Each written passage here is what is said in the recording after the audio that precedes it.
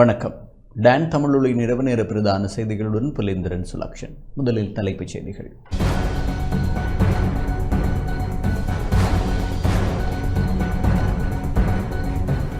மின்சார சபை ஊழியர்களின் போராட்டம் தொடரும் என மின்சார ஊழியர் சங்கத்தின் செயலாளர் அறிவிப்பு. ஐக்கிய நாடுகள் சபையின் 80வது பொதுச்சபை அமர்வில் கலந்து கொள்வதற்காக ஜனாதிபதி அமெரிக்கா பயணம். ஒழுங்கமைக்கப்பட்ட குற்றச் செயல்கள் மற்றும் போதைப்பொருள் கடத்தல்கள் தொடர்பில் கவனம் செலுத்தி வருவதாக அமைச்சர் ஆனந்த விஜயபால தெரிவிப்பு. யாழ்ப்பாணம் புங்குடுதீவில் தியாக தீபம் திலீபனின் திருவுருவப்படம் தாங்கிய ஊர்திபவனிக்கு அஞ்சலி. தமிழர்களுக்கான எந்த ஒரு தீர்வையும் அரசாங்கம் வழங்கவில்லை என நாடாளுமன்ற உறுப்பினர் சாணக்கியன் தெரிவிப்பு. விவசாயிகளுக்கு கொடுத்த வாக்குறுதி மீறப்பட்டுள்ளது என ஐக்கிய மக்கள் சக்தி குற்றச்சாட்டு. தொடர்வது முதன்மை செய்தி.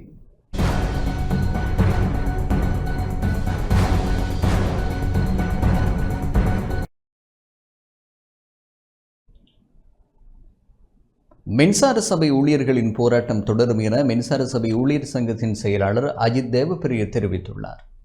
தங்களது கோரிக்கைகளுக்கு தீர்வு கிடைக்கும் வரை எத்தகைய நடவடிக்கைகள் மேற்கொள்ளப்பட்டாலும் தொழிற்சங்க போராட்டத்தை கைவிடப் போவதில்லை என மின்சார தேசிய ஊழியர் சங்கத்தின் செயலாளர் அஜித் தேவப்பிரிய தெரிவித்துள்ளார்.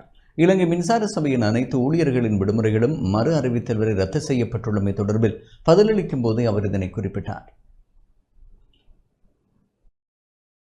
විදුලි බල මණ්ඩලයේ මේ ගන්නා වූ මේ ක්‍රියාමාර්ග අසනීප மின்சாரத்துடன் தொடர்புடைய அனைத்து விநியோக சேவைகளும் அத்தியாவசிய சேவையாக அறிவிக்கப்பட்டுள்ளதை நாங்கள் ஏற்றுக்கொள்ளப் போவதில்லை. மின்சார தொழிலாளர்களை துன்புறுத்தும் தண்டிக்கும் முயற்சி இது. எனவே அவர்கள் என்ன செய்தாலும் நாங்கள் இந்த நடவடிக்கையை நிறுத்தப் போவதில்லை. இந்த நடவடிக்கைகளை நாம் தொடர்ந்து மேற்கொள்வோம். நாங்கள் நீதியை பெறும் வரை இந்த பணியை மேற்கொள்வோம் என்பதை தெளிவாக கூறுகிறோம். எனவே இந்த விவகாரத்தில் அமைச்சரும் ஜனாதிபதியும் தலையீடு செய்து நடவடிக்கை எடுக்குமாறு கேட்டுக்கொள்கிறோம். ஊழியர்கள் கண்டிப்பாக பணிக்கு திரும்புவார்கள் என ஜனாதிபதி எந்த அளவுக்கு மிரட்டினாலும் 17 மற்றும் 18ஆம் தேதிகளில் ஊழியர்கள் கொழும்புக்கு வந்ததை கவனியுங்கள். ஊழியர்கள் எங்களுடன் உள்ளனர், ஏனெனில் அவர்களுக்கு அநீதி இழைக்கப்பட்டுள்ளது. அதனால்தான் அவர்கள் எங்களை ஆதரிக்கிறார்கள். සාමාන්‍යකාරීවරයාව දැනුවත් කරලා තියෙනවා පැහැදිලිවම සේවකයන්ගේ නිවාඩුව ඔලං කරන්න කියලා.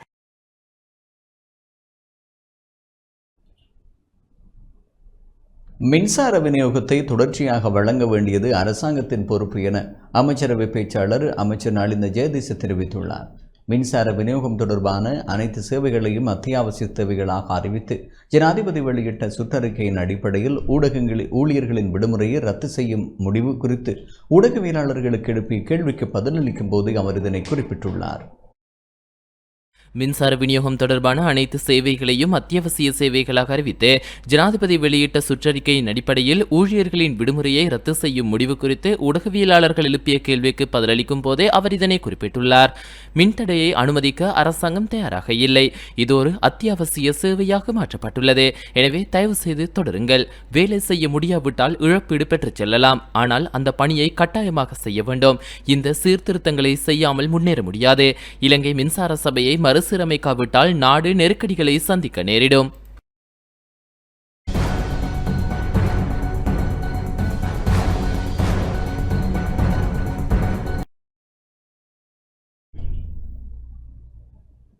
ஜனாதிபதி அமெரிக்காவிற்கு சென்றுள்ளார். ஐக்கிய நாடுகள் சபையின் 80வது பொதுச்சபை அமர்வில் கலந்து கொள்வதற்காக ஜனாதிபதி அனுர்குமார திசாநாயக்க நேற்றிரவு நாட்டிலிருந்து புறப்பட்டார்.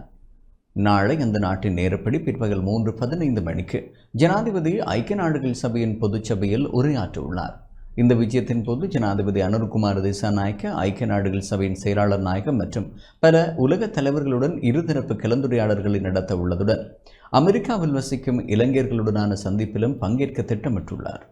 இந்த விஜயத்தின் போது ஜனாதிபதி அனுர்குமார திசாநாயக்காவுடன் வெளிநாட்டு அலுவல்கள், வெளிநாட்டு வேலைவாய்ப்பு மற்றும் சுற்றுலாத்துறை அமைச்சர் விஜித கேரத் இணைந்து கொண்டார்.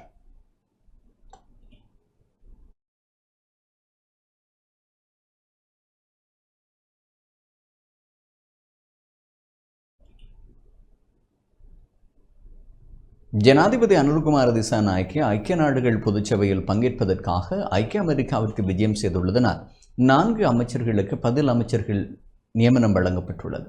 ஜனாதிபதியின் கீழ் இயங்கும் டிஜிட்டல் பொருளாதார அமைச்சு, பாதுகாப்பு அமைச்சு மற்றும் நிதி திட்டமிடல் மற்றும் பொருளாதார அபிவிருத்தி அமைச்சு ஆகிய அமைச்சுக்களுக்கும் அந்த பயணத்தில் இணைந்துள்ள அமைச்சர் விஜித கேரத்தின் கீழ் உள்ள வெளிநாட்டு அலுவல்கள், வெளிநாட்டு வேலைவாய்ப்பு மற்றும் சுற்றுலாத்துறை அமைச்சுக்கும் 10 அமைச்சர்கள் நியமிக்கப்பட்டுள்ளனர்.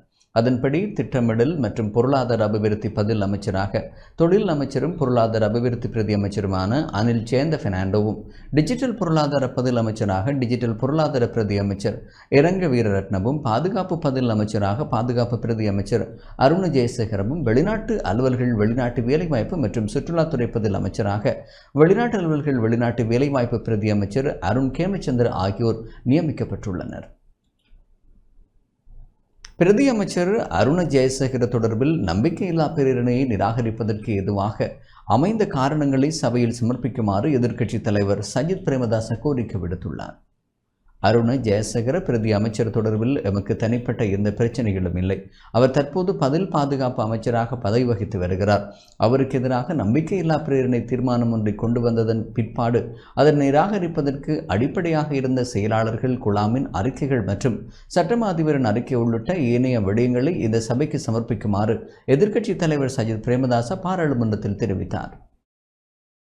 විශේෂයෙන්ම අරුණ ජයසේකර මැතිතුමා පිළිබඳව පුද්ගලික ප්‍රශ්න අපිට அவ்வாறே பாதிக்கப்பட்டவர்கள் உயிர்த்த ஞாயிறு தாக்குதல் தொடர்பில் நீதியான விசாரணையை வேண்டி நின்றாலும் அது அவ்வாறு நடக்காமையினால் ஜெனீவாவில் தற்போது நடந்து வரும் பேச்சுவார்த்தையில் உயிர்த்த ஞாயிறு தாக்குதலில் பாதிக்கப்பட்ட குடும்பம் ஒன்றின் தந்தையொருவர் ஜூம் தொழில்நுட்பம் மூலம் இணைந்து கொண்டு இலங்கையில் நடந்து வரும் விசாரணைகளில் நீதி கிடைக்கவில்லை என்று தெரிவித்துள்ளார். இதுபோன்ற விடயங்கள் நாட்டிற்கு பொருத்தமில்லாத விடயங்கள் என்பதால் இங்கு பாதிக்கப்பட்டவர்களுக்கு உரிய நீதி நிலைநாட்டப்பட வேண்டும் என்று எதிர்க்கட்சித் தலைவர் இங்கு மேலும் தெரிவித்தார்.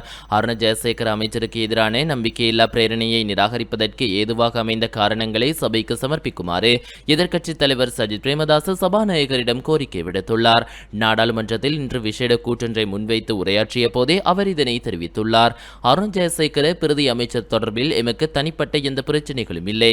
அவர் தற்போது பதில் பாதுகாப்பு அமைச்சராக பதவி வகித்து வருகிறார். அவருக்கு எதிராக நம்பிக்கையில்லா தீர்மானம் ஒன்றை கொண்டு வந்ததன் பிற்பாடு அதனை நிராகரிப்பதற்கு அடிப்படையாக இருந்த செயலாளர்கள் குழாமின் அறிக்கைகள் மற்றும் சட்டமா அதிபரின் அறிக்கை உள்ளிட்ட ஏனைய விடயங்களை இந்த சபைக்கு சமர்ப்பிக்குமாறு தெரிவித்துக் கொள்கின்றேன். அவ்வாறே பாதிக்கப்பட்டவர்கள் உயிர்த்த ஞாயிறு தாக்குதல் தொடர்பில் நீதியான விசாரணையை வேண்டி நின்றாலும் அது அவ்வாறு நடக்காமையினால் ஜெனீவாவில் தற்போது நடந்து வரும் பேச்சுவார்த்தை ஒழுங்கமைக்கப்பட்ட குற்றச்செயல்கள் மற்றும் போதைப்பொருள் கடத்தல்கள் தொடர்பில் அரசாங்கம் கவனம் செலுத்தி வருவதாக பொதுமக்கள் பாதுகாப்பு அமைச்சர் ஆனந்த விஜயபால தெரிவித்துள்ளார். இந்த நாட்டில் நிலவும் 2 தீவிரவாதமான பிரச்சினைகள் தொடர்பில் அரசாங்கம் அதிக கவனம் செலுத்தி வருவதாக பொதுமக்கள் பாதுகாப்பு அமைச்சர் ஆனந்த விஜயபால தெரிவித்துள்ளார். தங்காலையில் தரைவழியில் மீட்கப்பட்ட அதிக போதைப்பொருள் தொடர்பில் ஊடகங்களுக்கு கருத்து வெளியிடும் போதே அவர் இதனை குறிப்பிட்டார். එක කාරණයක් තම සංවිධානාත්මක අපරාධ අනිත් කාරණේ තමා මද්ද්‍රව්‍ය ජාවාරම தங்காலையில் தரைவழியில் மீட்கப்பட்ட அதிக போதைப்பொருள் தொடர்பில் ஊடகங்களுக்கு கருத்து வெளியிடும் போது அவர் இதனை குறிப்பிட்டுள்ளார். ஒழுங்கமைக்கப்பட்ட குற்ற செயல்கள் மற்றும் போதைப்பொருள் கடத்தல்கள் தொடர்பிலேயே அரசாங்கம் கவனம் செலுத்தி வருகிறது. இந்த 2 பிரச்சினைகளும் ஒருவருடன் ஒருவர் தொடர்புடையவை என்பது அனைவருக்கும் தெரியும். போதைப்பொருள் கடத்தல் மற்றும் ஒழுங்கமைக்கப்பட்ட குற்றவாளிகளின் செயல்கள் கடந்த 2 அல்லது 3 தசாப்தங்களாக அரசாங்கங்கள் பின்பற்றிய அரசியல் கலாச்சாரத்தின் விளைவாக உருவாகியுள்ளன. தேசிய மக்கள் சக்தி அரசாங்கம் ஆட்சிக்கு வந்தவுடனே இந்த ஒழுங்கமைக்கப்பட்ட குற்றவாளிகள் மற்றும் போதைப்பொருள் தடுக்கும் நடவடிக்கைகளை எடுக்க தொடங்கியது. இதற்கு தற்போது சிறந்த முடிவுகள் கிடைத்து வருகின்றன. எனவே இது தொடர்பில் தெரிந்த தகவல்களை பொதுமக்கள் பாதுகாப்பு அமைச்சு மற்றும் இலங்கை போலீஸ் துறைக்கு வழங்கலாம். அந்த தகவல்களின் இரகசியத்தையும் அதை வழங்கும் நபர்களின் பாதுகாப்பையும் நாங்கள் உறுதி செய்கிறோம். அரசாகிய நாங்கள் இந்த நாட்டின் பிள்ளைகளின் எதிர்காலத்தை பாதுகாக்க வேண்டும். போதைப்பொருள் கடத்தலும் ஒழுங்கமைக்கப்பட்ட குற்ற செயல்களையும் முடிவுக்கு கொண்டு வர தேவையான அனைத்து நடவடிக்கைகளும் எடுக்கப்படும். මේ මද්ද්‍රව්‍ය ජාවාරමටත් මේ පාතාල ක්‍රියාකරනටත් අවසානයක් නැත්නම් අවසානයක් දකින්න අවශ්‍ය සියලු පියවර ගන්න අවශ්‍ය කියලා මම විශ්වාස කරනවා. சுகாதார சேவையில் 294 தாதியர்களுக்கு நியமனம் வழங்கப்பட உள்ளதாக அமைச்சர் நலிந்த ஜெயதிச தெரிவித்துள்ளார். சுகாதார சேவையில் உள்ள வெற்றிடங்களை நிரப்புவது குறித்து அமைச்சர் நலிந்த ஜெயதிச விளக்கம் அளித்துள்ளார்.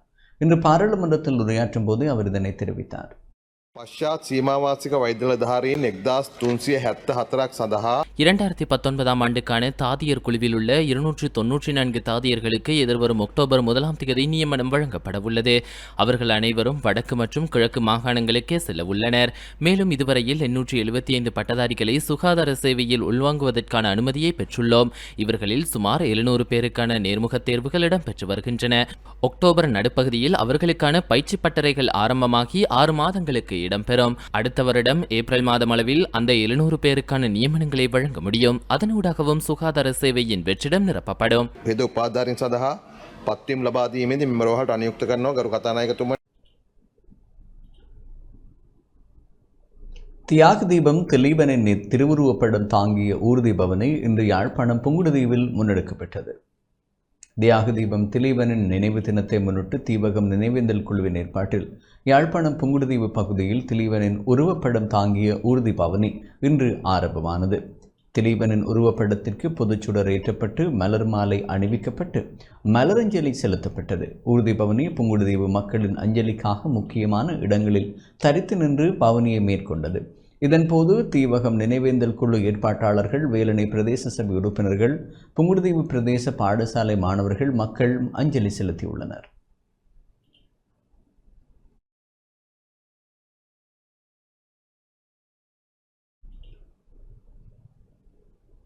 தியாகி திலீபனின் 38வது நினைவேந்தல் பருத்தித்துறையில் உள்ள தியாகி திலீபனின் நினைவிடத்தில் வடமராட்சி மக்களால் அனுஷ்டிக்கப்பட்டது.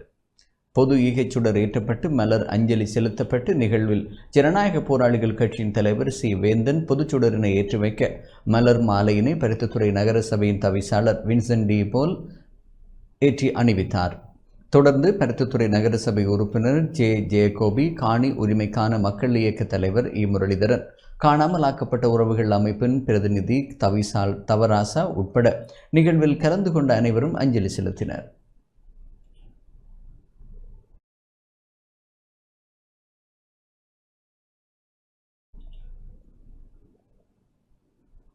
திலீபனின் ஊர்தி பவனி இன்று யாழ்ப்பாணம் பருத்தித்துறை நகரை அடைந்த வேளை ஊர்தி முன்பாக பட்டாசு கொளுத்து இளைஞர் பருத்தித்துறை போலீசாரால் கைது செய்யப்பட்டுள்ளார். தமிழ் தேசிய மக்கள் முன்னணியின் இளைஞர் அணியினர் ஏற்பாட்டில் தியாக தீபம் திலீபனின் 38ஆம் ஆண்டு நினைவு தின ஊர்தி பவனி முன்னெடுக்கப்படுகிறது. ஊர்தி பவனி இன்று பிற்பகல் 1:30 மணியளவில் பருத்தித்துறை நகரை அடைந்தது. இதன்போது பருத்தித்துறை நகர சபை தவிசாளர் வின்சென்ட் டி போல் டக்ளஸ் போல் மற்றும் மக்கள், பாடசாலை மாணவர்கள் என பலரும் திலீபனின் உருவப்படத்திற்கு அஞ்சலி செலுத்தினர். இதேவேளை பருத்தித்துறை நகர் பகுதியைச் சேர்ந்த இளைஞர் ஒருவர் ஊர்தியின் முன்பாக பெருந்தொகையான பட்டாசுகளை கொளுத்திய போது பருத்தித்துறை நகர் முழுவதும் பரபரப்பான சூழல் காணப்பட்டது. அதனையடுத்து சம்பவத்துடன் தொடர்புடைய இளைஞரை கைது செய்த போலீசார் பருத்தித்துறை போலீஸ் நிலையத்திற்கு கொண்டு சென்றனர்.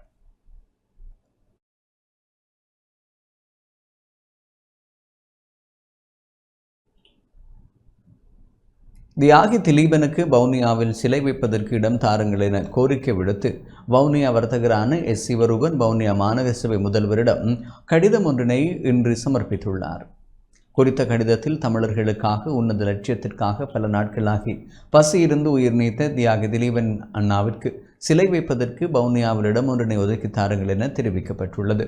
கடிதத்தினை ஏற்றுக்கொண்ட மாநகர முதல்வர் சு காண்டீபன் குறித்த சிலையினை வைப்பதற்கு இடம் கோரி தங்களால் தரப்பட்ட இக்கடிதத்தினை மாநகர சபை அமர்வில் முன்வைப்பதாக தெரிவித்ததுடன் இந்த கோரிக்கை தொடர்பாக இருக்கும் ஏனைய நடைமுறைகளையும் செயற்படுத்தி அந்த ஆவணங்களை பெற்றுத்தருமாறும் தெரிவித்தார்.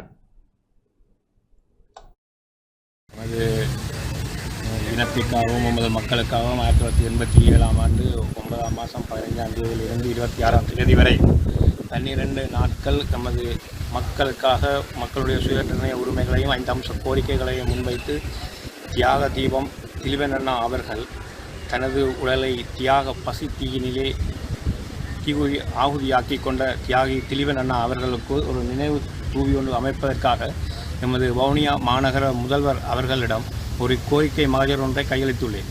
அதற்கு அவர் தாங்கள் இதை சாதகமாக பரிசீலனை செய்து அதற்குரிய இடத்தையும் அனுமதியை தந்து உதவுவதாக எனக்கு கூறியுள்ளார். ஆகவே இதன் பொருட்டு இந்த மாநகர சபை முதல்வர் கூறியதற்கு அமைவாக நகர சபை உறுப்பினர்களும் மற்றும் எமது தமிழ் பேசும் பாராளுமன்ற உறுப்பினர்கள், எமது இன பற்றாளர்கள், மக்களின் இன ஒற்றுமை குழுக்கள் அனைவரும் இதுக்கு ஒத்துழைப்பு தந்து உதவுமாறு மிகவும் பணிவுடன் கேட்டுக்கொள்வோம்.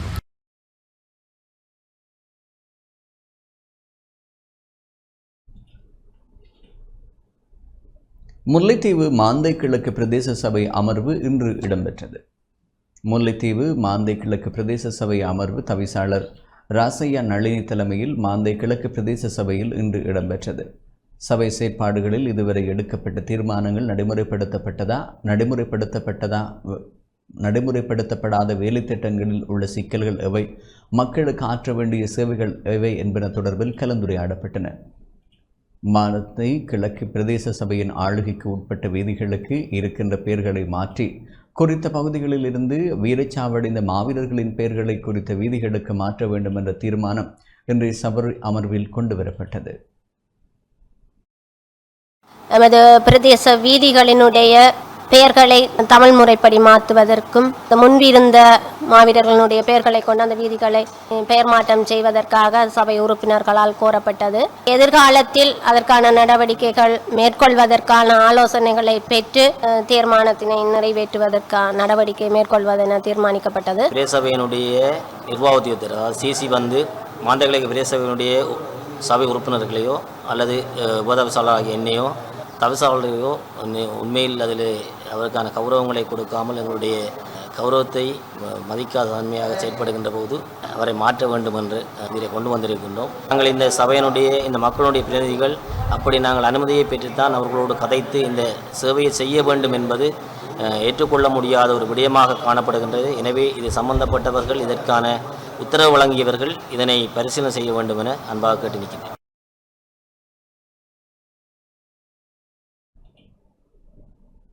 மட்டக்களப்பு குருக்கல் மடத்தில் மனித புதைகுழி என அடையாளமிடப்பட்ட பகுதியை அகழ்வதற்குரிய செலவு நிதி அறிக்கையை நிதியமைச்சு மற்றும் நீதியமைச்சுக்கு அனுப்பி வைக்குமாறு நீதிமன்றம் உத்தரவிட்டுள்ளது. மட்டக்களப்பு குருக்கல் மடம் புதைகுழி என அடையாளமிடப்பட்ட பகுதியை அகழ்வதற்கு திட்டமிடப்பட்டுள்ள செலவு நிதி அறிக்கையினை மட்டக்களப்பு மேல் நீதிமன்றம் ஊடாக நிதியமைச்சு மற்றும் நீதி அமைச்சுக்கு அனுப்பி வைக்குமாறு களுவாஞ்சிக்குடி நீதவான் நீதிமன்றம் பணிப்புரை விடுத்துள்ளது. குருக்கல் மடம் மனித புதைகுழி தொடர்பான வழக்கு இன்று களுவாஞ்சிக்குடி நீதவான் நீதிமன்றத்தில் நீதிபதி திருமதி சஃப்னா சிப்ராஜ் முன்னிலையில் விசாரணைக்கு எடுத்துக் கொள்ளப்பட்டது. விசாரணையில் பாதிக்கப்பட்ட மக்கள் சார்பில் குருக்கல் இயக்கத்தின் சட்டத்தரணி முஃபாரக் முகசம் உட்பட சட்டத்தரணிகள் முன்னிலையாக இருந்தனர். கடந்த 11/9/2025 அன்று நீதிமன்றத்தில் கொழும்பு பிரதம சட்ட வைத்திய அதிகாரியினால் சமர்ப்பிக்கப்பட்டிருந்த செலவு நிதி அறிக்கை தொடர்பில் இன்று ஆராயப்பட்டது.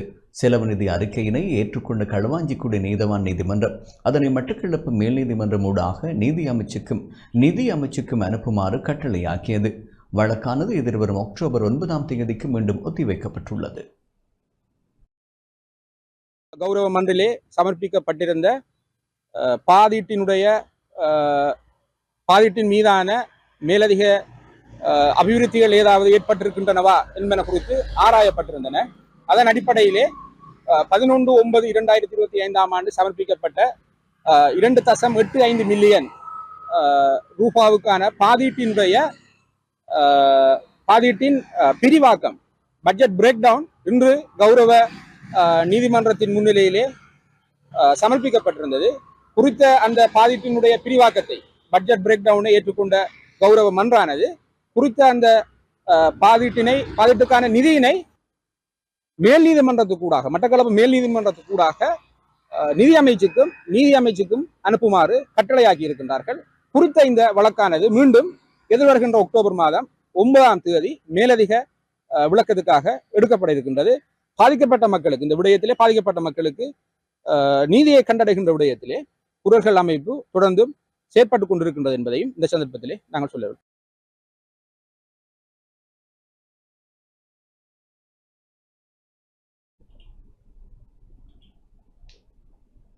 கண்டியில் சிறுவர்களுக்கு டிஜிட்டல் நீதிமன்றம் திறந்து வைக்கப்பட்டது. வன்முறையால் பாதிக்கப்பட்ட சிறுவர்களின் நலன் கருதி கண்டி உயர்நீதிமன்ற கட்டட தொகுதியில் டிஜிட்டல் நீதிமன்றம் ஒன்று மகளிர் மற்றும் சிறுவர் விவகார அமைச்சர் சரோஜா போல்ராஜ், மத்திய மாகாண ஆளுநர் பேராசிரியர் SPS அபேகோன் ஆகியோரால் திறந்து வைக்கப்பட்டது. இது தொடர்பில் விளக்கமளிப்பதற்கான கூட்டம் கண்டி ஆக்ட்ரே ஹோட்டலில் இடம்பெற்றது. இதன்போது அதிதிகளால் கருத்துக்களும் பகிர்ந்து கொள்ளப்பட்டது. 2024 ஆண்டு பொகோட்டாவில் இடம்பெற்ற குழந்தைகளுக்கு எதிரான வன்முறையை முடிவுக்கு கொண்டு வருவதற்கான மாநாட்டில் இலங்கையின் உறுதிப்பாட்டிற்கு இணங்க இத்திட்டம் செயல்படுத்தப்பட்டுள்ளது. நீதிக்கான நீதி ஆதரவு திட்டம், ஒருங்கமைப்பு அமைச்சு, பெண்கள் மற்றும் சிறுவர் விவகார அமைச்சு, யுனிசெஃப், ஐரோப்பிய ஒன்றியம் ஆகியவற்றின் ஆதரவுடன் கண்டி உயர்நீதிமன்ற கட்டிட தொகுதியில் வன்முறையால் பாதிக்கப்பட்ட சிறார்கள் நீதிமன்ற வளாகத்திற்குள் ஒரு தனி அறையில் இருந்து சாட்சியம் அளிக்கும் வகையில் குறித்த நீதிமன்றம் உருவாக்கப்பட்டுள்ளமை குறிப்பிடத்தக்கது. இதன்போது கண்டி மாவட்ட நாடாளுமன்ற உறுப்பினர் துஷாரி ஜெயசிங்க, சட்டம் அதிபர் மற்றும் ஜனாதிபதி சட்டத்திரணி, கண்டி உயர்நீதிமன்ற நீதிபதி, இலங்கைக்கான யுனிசெஃப் பிரதிநிதி, நீதி மற்றும் தேசிய ஒருங்கமைப்பு அமைச்சின் செயலாளர், ஜனாதிபதி சட்டத்திரணி ஆயிஷா ஜினஷேன, மாகாண பிரதம செயலாளர், மத்திய மாகாண அமைச்சுக்கள் மற்றும் நீதி மற்றும் தேசிய ஒருங்கமைப்பு அமைச்சின் செயலாளர்கள், பெண்கள் மற்றும் சிறுவர் விவகார அமைச்சின் அதிகாரிகள், தேசிய குழந்தைகள் பாதுகாப்பு ஆணையகம், ஐரோப்பிய ஒன்றியம் மற்றும் யுனிசெஃப் அமைப்புகள் ஆகியவற்றை பிரதிநிதித்துவப்படுத்தும் அதிகாரிகளும், சட்டத்திறனிகள் மற்றும் அரசு அதிகாரிகள் என பலரும் இந்நிகழ்வில் கலந்து கொண்டனர்.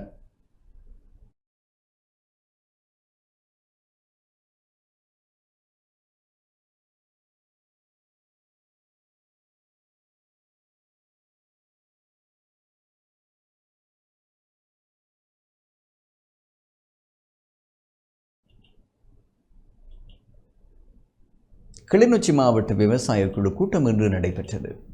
கிளிநொச்சி மாவட்ட விவசாய குழு கூட்டம் மாவட்ட அரசு அதிபர் எஸ். முரளிதரன் தலைமையில் மாவட்ட செயலக மாநாட்டு மண்டபத்தில் இன்று நடைபெற்றது.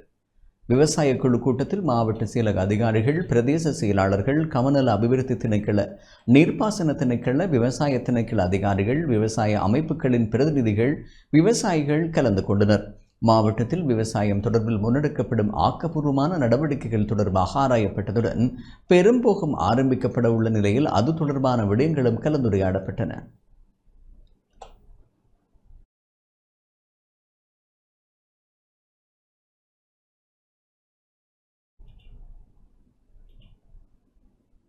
தமிழர்களுக்கான எந்த ஒரு தீர்வையும் அரசாங்கம் வழங்கவில்லை என நாடாளுமன்ற உறுப்பினர் ராசமாணிக்கம் சாணக்கியன் தெரிவித்துள்ளார். ஜனாதிபதி அனுருகுமார திசாநாயக்க ஜனாதிபதியாக பொறுப்பேற்று ஒரு வருடம் நிறைவடைந்துள்ள நிலையில் தமிழ் மக்களுக்கு திருப்தி அடையக்கூடிய எந்த ஒரு தீர்வும் இந்த அரசாங்கத்தால் வழங்கப்படவில்லை என நாடாளுமன்ற உறுப்பினர் ராசமாணிக்கம் சாணக்கியன் தெரிவித்துள்ளார். நாடாளுமன்றத்தில் இன்று உரையாற்றும் போது அவர் இதனை குறிப்பிட்டார். தேசிய மக்கள் சக்தியின் அரசாங்கம் ஒரு வருடத்தை தற்பொழுது பூர்த்தி செய்திருக்கின்றது. ஜனாதிபதி அவர்கள் ஜனாதிபதியாக தெரிவு செய்யப்பட்டு கடந்த வருடம் செப்டம்பர் மாதம் 21ஆம் தேதி ஜனாதிபதியாக தெரிவு செய்யப்பட்ட ஜனாதிபதி இன்று ஒரு வருடம் பூர்த்தியாக இருக்கின்றது. இந்த ஒரு வருட காலப்பகுதிக்குள்ளே இந்த நாட்டிலே தமிழ் மக்கள் முகம் கொடுக்கும் பிரச்சனைக்கான தீர்வுகள் என்னவென்றதை பார்த்தால் ஒரு விரல் நீட்டி சொல்லக்கூடிய நாட்டிலே இருக்கிற மக்கள் எல்லா மக்களுக்குமான தீர்வுகள் எதுவும் விடவில்லைன்றதும் ஒரு புறம் இருக்கட்டும். குறிப்பாக தமிழ் மக்கள் முகம் கொடுக்கும் முக்கியமான பிரச்சனைகளுக்கு இதுவரைக்கும் இந்த அரசாங்கத்தினால் என்னென்ன தீர்வுகள் வழங்கியிருக்கிறார்னு பார்த்தால் ஒரு திருப்தி அடையக்கூடிய வகையான ஒரு தீர்வை கூட நாங்கள் அடையாளப்படுத்த முடியாது. அனைவருக்கும் தெரிந்த விடயம், ஜனாதிபதியினுடைய பதவி காலம் ஒரு வருடம் இறுதியாக போகின்றது. நாங்கள் ஒரு வருடத்துக்குள்ளே என்ன செய்திருக்கிறோம் என்று யாராவது கேட்டால் ஒன்றுமே சொல்வதற்கு இல்லை என்றதுக்காக அவசரமாக செப்டம்பர் மாதத்திலே முதல் வாரத்திலே யாழ்ப்பாணத்துக்கு சென்று அந்த இடங்களிலே சில அபிவிருத்தி திட்டங்களை ஆரம்பித்து வைத்தார்கள். அவசரமாக கொழும்பிலே சில அபிவிருத்தி திட்டங்களை முன்னெடுக்கிறார்கள். இப்படியான அதாவது 21ஆம் தேதி வரும் பொழுது என்ன செய்திருக்கிறார் யாராவது கேட்டால் சொல்வதற்கு எதுவுமே இல்லாமல் அவமானப்படக்கூடாதுன்றதுக்காக அவசரமாக நானும் பார்த்திருந்தேன். பிரதி சபாநாயகர்களை நீங்களும் அந்த நிகழ்வுகளை கலந்து கொண்டிருந்த நீங்கள் அவசரமாக சென்று சில நிகழ்வுகளை ஆரம்பித்திருக்கிறீர்கள். ஆனால் தமிழ் மக்கள் முகம் கொடுக்கும் முக்கியமான பிரச்சனைகளுக்கு இதுவரைக்கும் ஒரு ஏற்றுக்கொள்ளக்கூடிய ஒரு தீர்வினையோ, சில விடயங்களுக்கு தீர்வுகள் ஒரு வருடத்துக்குள்ள காண முடியாது, நாங்கள் ஏற்றுக்கொள்கிறோம். அந்த வகையிலே இந்த நாட்டிலே எங்களுடைய மிக முக்கியமாக வடக்கு கிழக்கிலே மேய்ச்சல் தரையோட சம்பந்தப்பட்ட பிரச்சனை இருக்கின்றது. வடக்கு கிழக்கிலே காணி சம்பந்தமான மேய்ச்சல் தரையோட சம்பந்தப்பட்ட பிரச்சனை சொன்னால் குறிப்பாக மயிலத்தமடு மாதவனை என்ற மேய்ச்சல் தரை மட்டக்களப்பு மாவட்டத்தில் இருக்கும் ஒரு பிரதேசம். அது சம்பந்தமாக வர்த்தமானி மூலம் அறிவிக்காவிட்டால் மகாவலி அதிகார சபைக்குள்ளே அந்த காணி இருக்குமா இருந்தால் தொடர்ச்சியாக இன ரீதியான முரண்பாடுகள் வரும். பண்ணையாளர்கள் கௌரவ சபா பிரதி சபாநாயகரை 730 நாட்கள் கடந்தும் இந்த மேச்சத்தரையை வர்த்தமானி மூலம் அறிவிக்குமாறு கேட்டிருக்காங்க உங்களுடைய அரசாங்கத்தின் கீழே. இதுவரைக்கும் அதுக்கான ஆரம்ப கட்ட நடவடிக்கை கூட எடுக்கவில்லை. இது பெரும்போகும் விவசாயம் செய்யும் காலப்பகுதி. இந்த காலப்பகுதிக்குள்ளே இனி ஒரு குறிப்பிட்ட காலப்பகுதிக்குள்ளே அத்துமூறிய விவசாயிகள் வந்து அந்த பண்ணையாளருடைய மேய்ச்சத்தரை காணிக்குள்ளே அபகரிக்க போறார் நிலத்தை. இந்த அரசாங்கம் இதுவரைக்கும் அதுக்கான ஒரு நிரந்தரமான தீர்வினை ஆய்வு கூட செய்யவில்லை. எங்களுடைய பிரதேசத்திலே ராணுவ முகாம்களை விடுவிக்கதை பற்றி நான் சொல்லியிருந்தேன். எதுவும் வாயால சொல்றது மாத்திரம்தான். அங்க மாவட்டத்துக்கு சென்று பார்த்தால் எதுவும் இல்லை. அதே போலதான் எங்களுடைய வனையிலாக ஃபாரஸ்ட் வைத்திருக்கிற காணிகளை விடுவிக்கிறதாக இதே இன்றைய தலைப்புக்கு பொறுப்பாக இருக்கிற அந்த அமைச்சர் மட்டக்களப்பு மாவட்டத்துக்கு வந்த பிறகு சொன்னார். சொல்லி 3 மாதங்கள் இதுவரை ஒன்றும் இல்லை. எங்களுடைய மக்கள் முகம் கொடுக்கும், கடந்த காலத்தை முகம் கொடுத்த ஒரு மனித உரிமை மீறல்கள் தொடர்பாக இந்த அரசாங்கத்துடைய தீர்வை ஏற்றுக்கொள்ள முடியாது. இன்று ஜனாதிபதி அவர்கள், நான் காலையில் ஒரு செய்தி ஒன்றை பார்த்திருந்தேன். யாழ்ப்பாணத்திலே ஒரு நவீன சர்வதேச மைதானம் ஒன்றை கட்டுவதற்கு இல்லாட்டி ஒரு மைதானம் ஒன்றை ஆரம்பிக்கிறதுக்கு தெரிவு செய்த அந்த இடத்திலே சில ஆயுதங்கள் கிடைக்கப்பட்டிருக்கின்ற.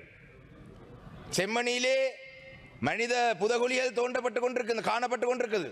இதுவரைக்கும் அந்த விடயங்களுக்கு ஒரு நடவடிக்கை இல்லை. நாட்டிலே ஜனாதிபதி அவர்களும் சரி, பிரதமரும் சரி, அமைச்சரும் சரி, மாகாண சபை தேர்தலை 2025 ஆண்டிலே ஆரம்ப பகுதி என்றார்கள், 25 பின்னு கண்டார்கள், தற்பொழுது 26 என்றார்கள். அதுக்கான சட்ட மூலத்தை அமல்படுத்துவோம் என்று சொன்னால் அதுக்கு விருப்பம் இல்லை. நிறைவேற்ற அதிகார முறையை நாங்கள் இல்லாமல் செய்வோம் என்று சொன்னார்கள். இதுவரைக்கும் பேச்சுவார்த்தையிலே கூட அது சம்பந்தமாக பேசப்படவில்லை. புதிய அரசியலமைப்பின் உருவாக்கத்தை பற்றி இதுவரைக்கும் பேச்சுவார்த்தை இல்லை. இப்படி அடுக்காக சொல்லிட்டு போகலாம். அந்த வகையிலே கௌரவ பிரதி சபாநாயகர்களே, மிக தெளிவாக சொல்கின்றேன், எங்களுடைய மக்களுடைய பிரச்சனைகள் இருந்ததை விட மோசமான நிலைக்கு போய் கொண்டிருக்கின்ற என்றால், கடந்த கால அரசாங்கமாவது பச்சையாக சொன்னார்கள் நாங்கள் செய்ய மாட்டோம் என்று. இவர்கள் நாங்கள் இனவாதிகள் இல்லை, வடக்கு மாகாணத்தில் இருக்கும் மக்கள் மீது எங்களுக்கு தான் அதிகமான கரிசனை இருக்கு என்று சொல்லியே எங்களுடைய மக்களை ஏமாற்றி கொண்டிருக்கிறார்கள். தொடர்ச்சியாக நாங்கள் இதை அனுமதிக்க முடியாது. விவசாயிகளுக்கு கொடுத்த வாக்குறுதி மீறப்பட்டுள்ளது என ஐக்கிய மக்கள் சக்தியின் தேசிய அமைப்பாளர் திசாத்த நாயக்க தெரிவித்துள்ளார். அரசாங்கம் பொது நிதிகளை கட்சி தேவைகளுக்கு தவறாக பயன்படுத்துவதாக ஐக்கிய மக்கள் சக்தியின் தேசிய அமைப்பாளர் திசாத்த நாயக்க குற்றம் சாட்டியுள்ளார். எதிர்க்கட்சித் தலைவர் அலுவலகத்தில் இன்று இடம்பெற்ற ஊடகவியலாளர் சந்திப்பின் போது அவர் இந்த குற்றச்சாட்டை முன்வைத்தார். අපි අහන්නේ පඩිගන්නේ නැතුව වැඩ කරනවා කියපු මේ NPP JVP நாயකෝ අද ඒක කරනවද? ஜனாதிபதி அனுரகுமார திசாநாயக்க ஆட்சிக்கு வந்து 1 வருடம் பூர்த்தியாகியுள்ளது. 323 கொள்கலன்கள் விடுவிப்பு சம்பவம் கடத்தல்காரர்களை ஊக்குவித்ததாகவே பார்க்க முடிகின்றது. 1,67,000 மெட்ரிக் டன் அரிசி மற்றும் உப்பு இறக்குமதியூடாக விவசாயிகளிடம் அளித்த வாக்குறுதி மீறப்பட்டுள்ளது. அரசாங்கம் அரிசி இறக்குமதியில் வரி மூலம் 8,300 மில்லியன் வசூலித்தமையினூடாக அரிசி மாஃபியாவை உருவாக்கியுள்ளது. இந்தியாவுடன் கையெழுத்திடப்பட்ட 7 ரகசிய ஒப்பந்தங்கள் நாட்டின் பாதுகாப்புக்கு பாதிப்பை ஏற்படுத்தும் வாய்ப்புள்ளது. கடந்த 365 நாட்களில் 108 துப்பாக்கிச் சூட்டுகள், 59 மரணங்கள் பதிவாகியுள்ளன. அந்த வகையில் சட்டம் ஒழுங்கு முற்றிலும் பாதிக்கப்பட்டுள்ளது. பொது நிதிகள் கட்சி தேவைகளுக்கு தவறாக பயன்படுத்தப்படுகின்றன. අපි කියනවා මේ හැසිරීම ඉතාමත් කනගාටුදායක තත්ත්වයක්. பொது போக்குவரத்து சேவைகளில் ஈடுபடும் சாரதிகளுக்கு விசேட சாரதி அனுமதி பத்திரத்தை வழங்க உள்ளதாக அமைச்சர் பிமல் ரத்நாயக்க தெரிவித்துள்ளார். பொது போக்குவரத்து சேவைகளில் ஈடுபடும் வாகனங்களின் சாரதிகளுக்காக விசேட சாரதி அனுமதி பத்திரத்தை டிசம்பர் 31ஆம் தேதிக்கு முன்னர் முறையாக பெற்றுக்கொள்ளுமாறும் அதற்கான வசதிகளை ஏற்படுத்தி கொடுக்க தயாராக இருப்பதாக போக்குவரத்து நெடுஞ்சாலைகள், துறைமுகங்கள் மற்றும் சிவில் விமான சேவைகள் அமைச்சர் பிமல் ரத்நாயக்க தெரிவித்துள்ளார். பாராளுமன்றத்தில் இருந்து உரையாற்றும் போது அவர் இதனை குறிப்பிட்டார். බලාපොරොත්තු වෙනවා සියලුම පොදු වාහන பாடசாலை வேன்கள், அலுவலக வேன்கள் மற்றும் பேருந்துகளை சோதனைக்கு உட்படுத்துமாறு மோட்டார் வாகன போக்குவரத்து திணைக்களத்தின் வாகன தொழில்நுட்ப வல்லுநர்களிடம் கேட்டுக்கொள்கிறேன். எல்லை பேருந்து விபத்துக்கான அறிக்கை நேற்று இணையதளத்தில் பதிவேற்றப்பட்டுள்ளது. அவசியமானவர்கள் அதனை பெற்றுக்கொள்ளலாம். அதில் விபத்துக்கான பல காரணங்கள் தெரிவிக்கப்பட்டுள்ளது. பேருந்தின் சாரதி ஓய்வின்றி நீண்ட நேரமாக வாகனத்தை செலுத்தியுள்ளார். பேருந்தின் பிரேக்கில் கோளாறு காணப்பட்டுள்ளது. வாகனம் புறப்படுவதற்கு முன்னரே இந்த பிரச்சனை இருந்துள்ளது. வாகனத்திலும் பிரச்சனை, சாரதி பிரச்சனை என அனைத்திலும் பிரச்சனை ஏற்பட்டிருந்தது. எனவே வாகனங்கள் பயணிப்பதற்கு முன்னதாக, குறிப்பாக பொது போக்குவரத்தில் ஈடுபடும் வாகனங்கள் வீதியில் பயணிப்பதற்கு முன்னதாக சோதனைக்கு உட்படுத்தும் நடவடிக்கை ஒன்றை ஆரம்பிக்க உள்ளோம். இதற்காக பாராளுமன்றத்தின் பக்கம் ஒத்துழைப்பு கிடைக்கும் என எதிர்பார்க்கிறேன். බලාපොරොත්තු වෙනවා පාර්ලිමේන්තුව පැත්තෙන් මේකට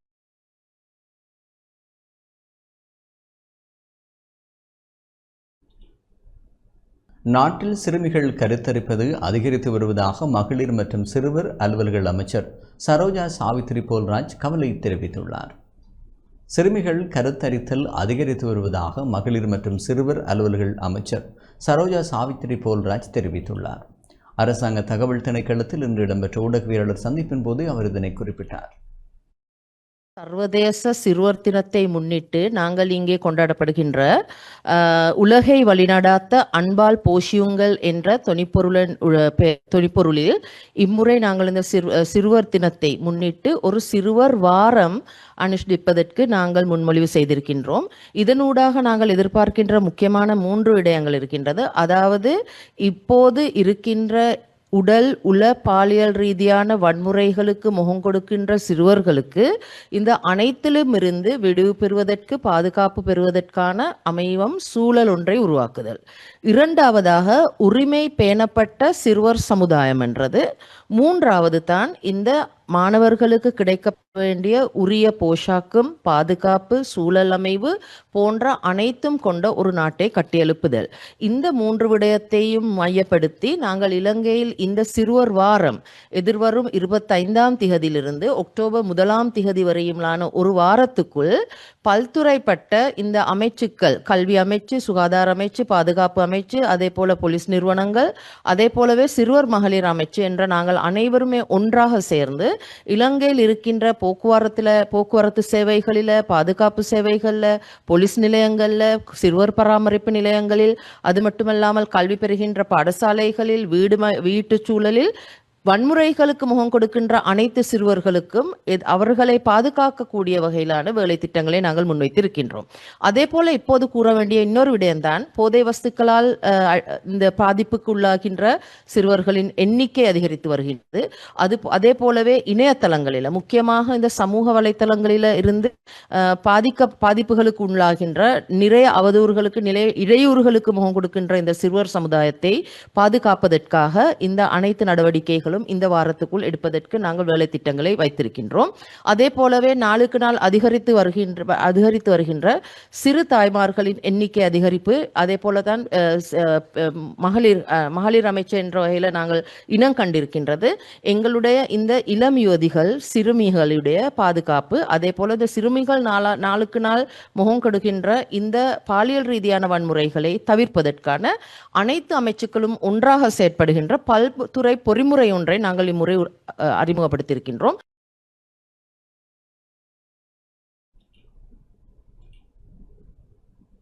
ஆசிய அபிவிருத்தி வங்கியின் குடிநீர் விநியோக திட்ட அதிகாரிகளுக்கும் வடக்கு மாகாண ஆளுநருக்கும் இடையில் சந்திப்பு இடம்பெற்றுள்ளது.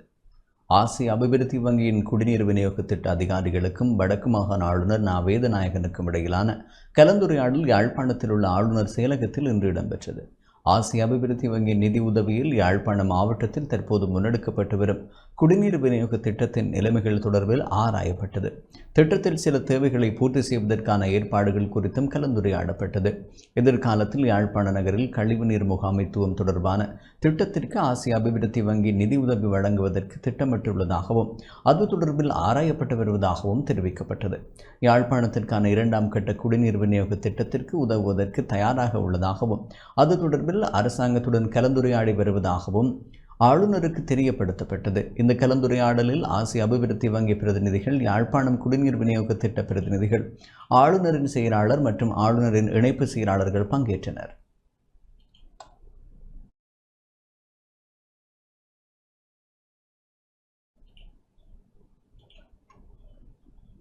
முல்லைத்தீவு மாவட்டத்தின் பிரதேச செயலாளர்கள் மாநாடு இன்று துணுக்காயில் இடம்பெற்றது. முல்லைத்தீவு மாவட்டத்தின் பிரதேச செயலாளர்கள் மாநாடு இன்று காலை 8:30 மணிக்கு துணுக்காய் பிரதேச செயலகத்தில் முல்லைத்தீவு மாவட்ட அரசு அதிபர் உமா மகேஸ்வரன் தலைமையில் நடைபெற்றது. முல்லைத்தீவு மாவட்டத்தில் 6 பிரதேச செயலகங்களையும் உள்ளடக்கியதாக மாவட்ட பிரதேச செயலாளர்கள் மாநாட்டை பொது நிர்வாக மாகாண சபைகள் மற்றும் உள்ளூராட்சி அமைச்சு சுற்றறிக்கையின் பிரகாரம் ஒவ்வொரு மாதமும் ஒவ்வொரு பிரதேச செயலகத்தில் நடத்த திட்டமிடப்பட்டது. அதற்கமைய இந்த ஆண்டுக்கான முதல் சுற்று மாநாடு மாவட்டத்தின் 6 பிரதேச செயலகங்களிலும் சிறப்பாக இடம்பெற்றது. மீண்டும் இந்த ஆண்டுக்கான 2வது சுற்றின் 3வது பிரதேச செயலாளர்கள் மாநாடு இன்று துணுக்காய் பிரதேச செயலகத்தில் இடம்பெற்றது. துணுக்காய் பிரதேச செயலகத்திற்கு சென்ற மாவட்ட அரசு அதிபர் தலைமையிலான குழுவினர் பிரதேச செயலக சுற்றுச்சூழல் மற்றும் அலுவலக முறைமைகள் என்பவற்றை முதலில் பார்வையிட்டனர். தொடர்ந்து பிரதேச செயலாளர்கள் மாநாட்டில் கடந்த மாநாட்டில் கலந்துரையாடப்பட்ட பல்வேறு விடயங்கள் முன்னேற்றங்கள் தொடர்பில் ஆராயப்பட்டன. அரசாங்கத்தினால் முல்லைத்தீவு மாவட்டத்திற்கு ஒதுக்கீடு செய்யப்பட்டுள்ள 1500 மில்லியன் ரூபாய் செலவிலான கிராமிய வீதி வேலை திட்டம் உட்பட பல்வேறு அபிவிருத்தி திட்டங்கள் தொடர்பிலும் சமூக நல திட்டங்கள் தொடர்பிலும் கலந்துரையாடப்பட்டன. அதன் பின்னர் பிரதேச செயலகங்களின் நிர்வாக நிதி திட்டமிடல் செயற்பாடுகள், முன்னேற்றங்கள், குறைபாடுகள், சமூக நலச்சேவை செயற்பாடுகள், அபிவிருத்தி திட்டங்கள், இந்த வருடத்தில் செயற்படுத்த வேண்டிய திட்டங்கள், 2025 வரவு செலவு திட்டத்தில் முல்லைத்தீவு மாவட்டத்திற்கான நிதி ஒதுக்கீடு தொடர்பிலும் அதன் வேலை திட்டங்கள் தொடர்பிலும் துணுக்காய் பிரதேச செயலக பிரிவில் இனங்காணப்பட்டுள்ள அடிப்படை பிரச்சினைகள் மற்றும் அவற்றுக்கான தீர்வுகள் உட்பட பல்வேறு விடயங்கள் கலந்துரையாடப்பட்டன. மாநாட்டில் நிர்வாக பகுதிக்கான மாவட்ட மேலதிக அரசு அதிபர் எஸ். குணபாலன், காணி பகுதிக்கான மாவட்ட மேலதிக அரசு அதிபர் எஸ். ஜெயகாந்தன், மாவட்ட பிரதம உள்ளக கணக்காய்வாளர், மாவட்ட பிரதம கணக்காளர், மாவட்ட திட்டமிடல் பணிப்பாளர், நலன்புரி நன்மைகள் சபையின் மாவட்ட இணைப்பாளர், மாந்தை கிழக்கு, துணுக்காய், கரைத்துறை பெற்று, புதுக்குடியிருப்பு, ஒட்டு சுட்டான் முதலான பிரதேச செயலகங்களின் செயலாளர்கள், உதவி பிரதேச செயலாளர்கள், உதவி திட்டமிடல் பணிப்பாளர்கள், கணக்காளர்கள் மற்றும் ஏனைய உத்தியோகஸ்தர்களும் இதில் பங்கேற்றனர்.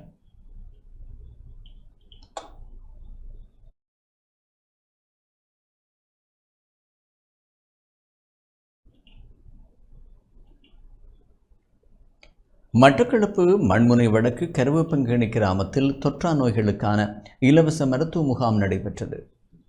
மட்டக்களப்பு மண்முனை வடக்கு கருவப்பங்கேணி கிராமத்தில் தொற்றா நோய்களுக்கான இலவச மருத்துவ முகாம் இன்று சிறப்பாக நடைபெற்றது. மட்டக்களப்பு பிராந்திய சுகாதார சேவைகள் பணிப்பாளர் வைத்தியர் ஆர். முரளீஸ்வரன் ஆலோசனையில் மற்றும் வழிகாட்டலில் பிராந்திய சுகாதார சேவைகள் பணிப்பாளர் பிரிவில் ஆரம்பிக்கப்பட்டுள்ள கிளீன் ஸ்ரீலங்கா 2025 மருத்துவ சுகாதார பாதுகாப்பு வேலை திட்டத்தின் 2ஆம் கட்டமாக தொற்றா நோய்களுக்கான இலவச மருத்துவ முகாம் நடைபெறுகிறது. பாலமீன்மடு ஆதார வைத்தியசாலை பொறுப்பு வைத்திய அதிகாரி வைத்தியர் சிங்கராஜா இனியன் தலைமையில் கருவப்பங்கேணியில் நடைபெற்ற மருத்துவ முகாமில் 40 வயதுக்கு மேற்பட்ட பிரஜைகள் கலந்து கொண்டனர். இலவச மருத்துவ சிகிச்சை மற்றும் விழிப்புணர்வு தகவல்களும் அவர்களுக்கு வழங்கப்பட்டன. இலவச மருத்துவ முகாமில் மட்டக்களப்பு பாலமீன்மடு பிரதேச ஆதார வைத்தியசாலை பொறுப்பு வைத்திய அதிகாரி வைத்தியர் சிங்கராஜா இனியன் மற்றும் வைத்தியசாலை உத்தியோகஸ்தர்களும் கலந்து கொண்டனர்.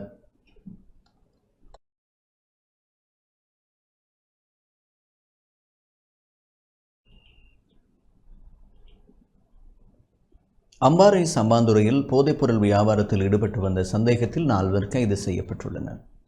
அம்பாறை சம்மாந்துறையில் இளைஞர்களை இலக்கு வைத்து நீண்ட காலமாக போதைப்பொருள் வியாபாரத்தில் ஈடுபட்டு வந்த 4 சந்தேக நபர்கள் சம்மாந்துறை போலீசாரால் கைது செய்யப்பட்டுள்ளனர். சம்மாந்துறை போலீஸ் பிரிவுக்குட்பட்ட வளத்தாப்பட்டி, இஸ்மாயில்புரம், புதிய கிராம பகுதிகளில் போதைப்பொருள் வியாபாரம் நூதனமான முறையில் முன்னெடுக்கப்படுவதாக சம்மாந்துறை ஊழல் ஒழிப்பு பிரிவினருக்கு கிடைக்கப்பெற்ற இரகசிய தகவலின் அடிப்படையில் சோதனை நடவடிக்கை மேற்கொள்ளப்பட்டது. இதன்போது 28 வயதுடைய 2 சந்தேக நபர்களும் 25 மற்றும் 40 வயதுடைய 2 சந்தேக நபர்களும் கைது செய்யப்பட்டுள்ளனர். கைதானவர்கள் வளத்தாப்பட்டி, இஸ்மாயில்புரம், கல்லரிச்சல் 4 பகுதி, புதிய கிராமம், சம்மாந்துறை 3 பகுதிகளைச் சேர்ந்தவர்கள் ஆவர். கைது செய்யப்பட்ட சந்தேக நபரிடமிருந்து 2321 மில்லிகிராம் ஐஸ் போதைப் பொருளும் 380 மில்லிகிராம் ஹெரோயின் போதைப் பொருளும், ஒரு தொகை பணம், 3 கையடக்க தொலைபேசி, 3 பவர் பேங்க், 3 வங்கி அடையாள அட்டை என்பன மீட்கப்பட்டுள்ளன. சந்தேக நபர்களை சான்று பொருட்களுடன் சட்ட நடவடிக்கைக்காக சம்மாந்துறை நீதவான் நீதிமன்றத்தில் முன்னிலைப்படுத்த நடவடிக்கை எடுக்கப்பட்டுள்ளது. கைது செய்யப்பட்ட சந்தேக நபர்களில் 3 நீதிமன்றத்தால் பிடியாணை பிறப்பிக்கப்பட்ட நிலையில் தலைமறைவாக இருந்தவர்கள் என்பதுடன் கண்டறியப்பட்டுள்ளது. சம்பவம் தொடர்பான மேலதிக விசாரணைகளை சம்மாந்துறை போலீசார் மேற்கொண்டு வருகின்றனர்.